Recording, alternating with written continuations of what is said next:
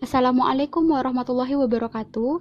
Nama saya Novia Kapiolan, NIM 118230020. Perkenalkan, nama saya Eko Alexander dengan NIM 118230084. Baik, di sini saya Agung Di Santoso.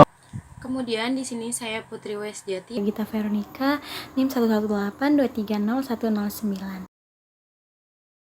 Di sini, saya akan menjelaskan tentang definisi kadaster kelautan untuk Indonesia sebagai negara kepulauan, serta aspek untuk memahami kadaster kelautan di Indonesia.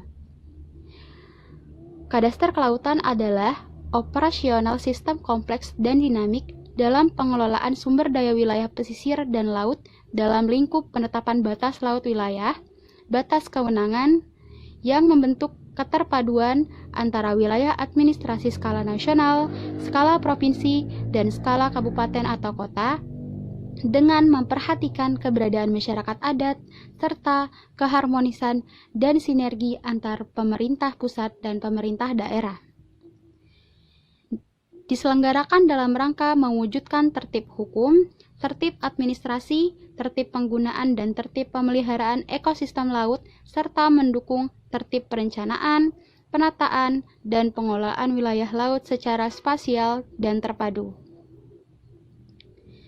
Sebagai suatu bagian dari sistem hukum atau legal cadastre, maka marine cadastre ditujukan untuk mengelola dan menyediakan data, informasi, dan dokumen jaminan kepastian hukum atas pemanfaatan ruang pesisir dan laut.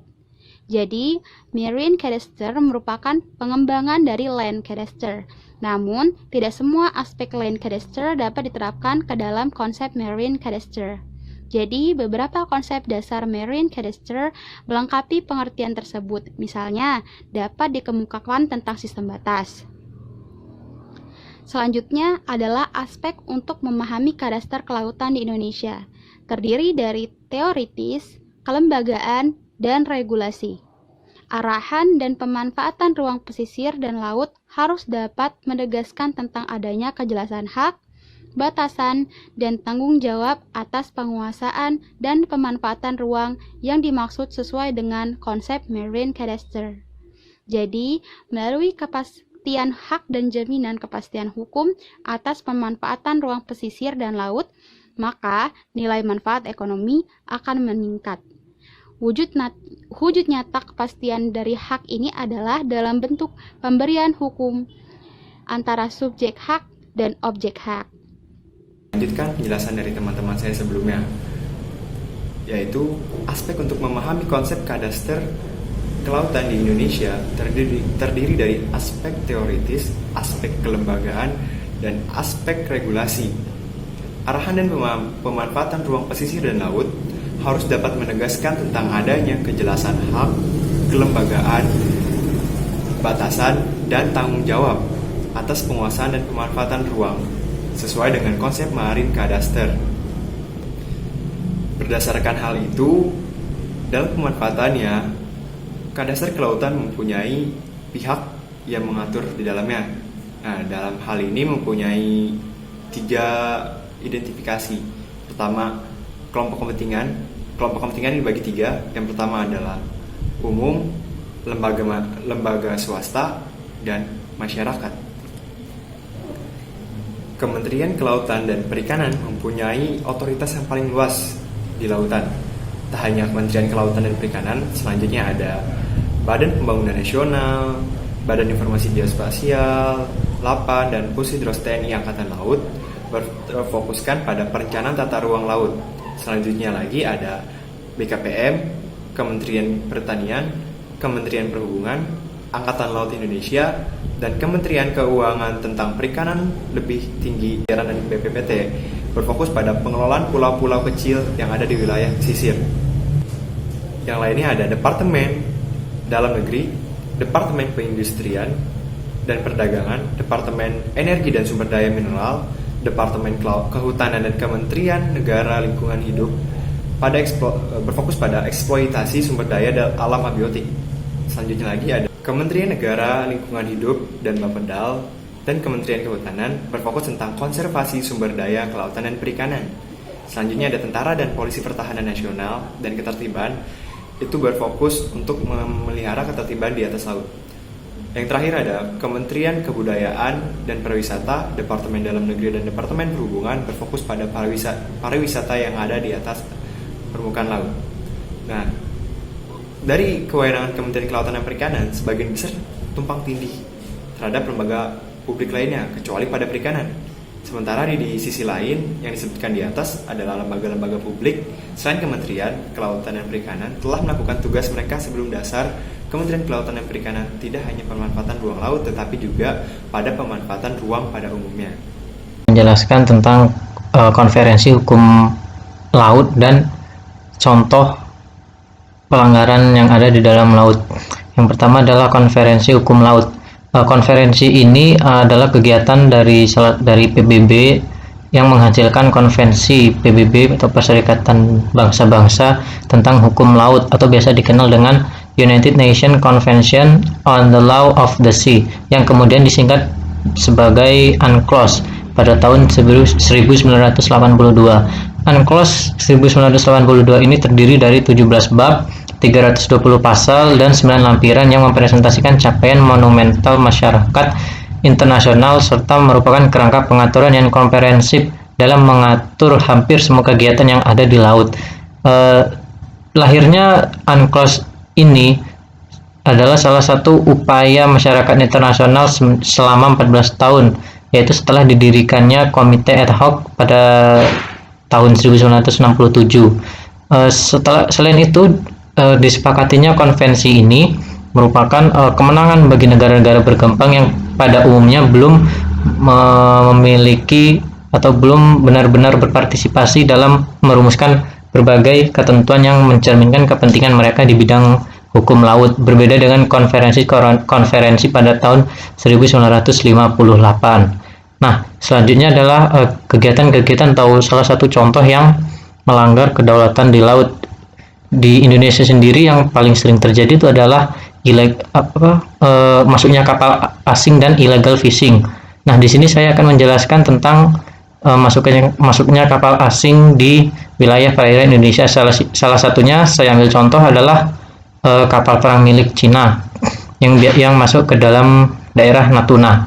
Nah, di sini Cina beranggapan bahwa di daerah Natuna itu merupakan bagian dari wilayah mereka, yaitu dari batasan 9 garis putus-putus atau biasa disebut dengan Nine Dash Line. Jadi di lautan Natuna itu masih termasuk ke dalam wilayah 9 garis putus-putus tersebut.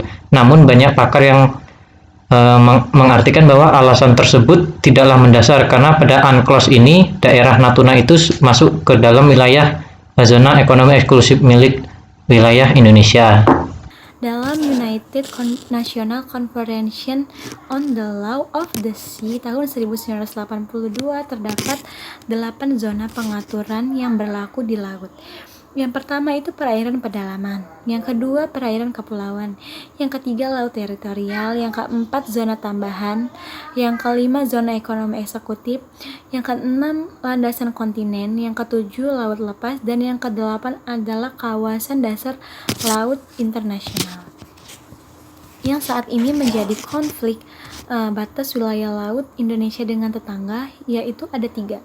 Yang pertama adalah batas perairan ZEE, di mana suatu wilayah perairan laut di luar dan berdampingan dengan laut teritorial yang lebarnya mencapai 200 mil dari garis pangkal, yang mana suatu negara pantai memiliki hak atas kedaulatan untuk eksplorasi, konferensi, dan pemanfaatan sumber daya alam.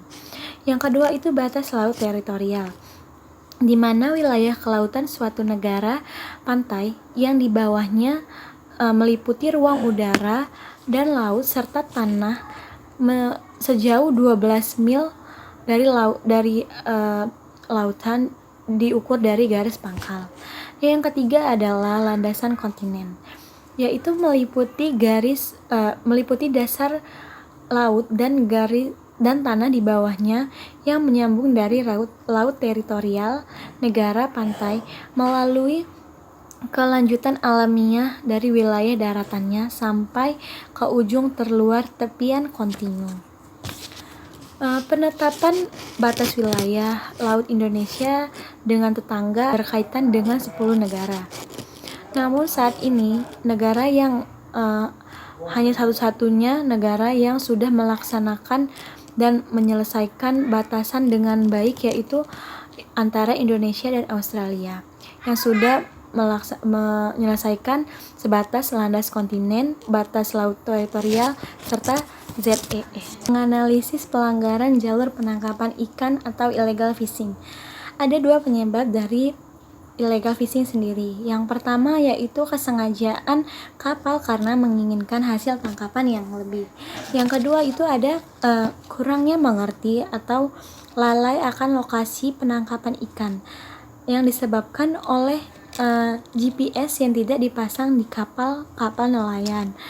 Pada kasus illegal fishing sendiri, terkhususnya di perairan Natuna, perairan Sulawesi Utara, dan perairan sekitar Maluku, serta Laut Eropa, merupakan wilayah yang rentang akan terjadinya illegal fishing, dikarenakan wilayah tersebut berada pada perbatasan atau berdekatan langsung dengan perairan internasional. Illegal fishing sendiri dilakukan karena untuk meraih keuntungan yang besar antara ekonomi suatu oknum tertentu, dan merupakan potensi meraih keuntungan yang sangat besar karena sumber daya perikanan Indonesia sangatlah besar. Kegiatan illegal fishing sendiri bersifat lintas batas. Ini menjadi persoalan bagi Indonesia. Upaya yang dilakukan Indonesia untuk mengatasi illegal fishing sendiri yang bersifat lintas batas yaitu dengan kerjasama antara Indonesia dengan negara bilateral antara negara tetangga di kawasan, yang terutama adalah Indonesia dengan negara-negara yang nelayannya sering memasuki perairan Indonesia secara ilegal tersebut. Dan di sini saya Putri Wesjati akan menjelaskan tentang tujuan dari Kadaster Kelautan ini. Yang pertama, mengadministrasikan wilayah pesisir, pulau-pulau kecil, dan laut berikut sumber daya alam dan buatan, serta termasuk pula semua kepentingan hak, batasan, dan kewajiban yang ada di wilayah itu. Yang kedua, mewujudkan ketertiban wilayah, yaitu tertib administrasi, tertib hukum, tertib tata ruang wilayah, tertib pemanfaatan dan penggunaan ruang dan sumber daya wilayah, serta tertib pemeliharaan wilayah dan ekosistem wilayah. Yang ketiga, memberikan perspektif manajemen sumber daya alam kepada pemerintah dan mengembangkannya agar manfaat atau kegunaan dari Marine Cadastre menjadi lebih nyata bagi para pemangku kepentingan seperti pemerintah dan daerah, sektor industri, serta masyarakat akademis dan masyarakat di sektor pesisir dan kelautan khususnya. Yang terakhir, menyediakan infrastruktur data spasial yang komprehensif di mana hak, batasan, dan kewajiban di lingkungan pesisir dan kelautan dapat dinilai, kemudian diadministrasikan dan dikelola.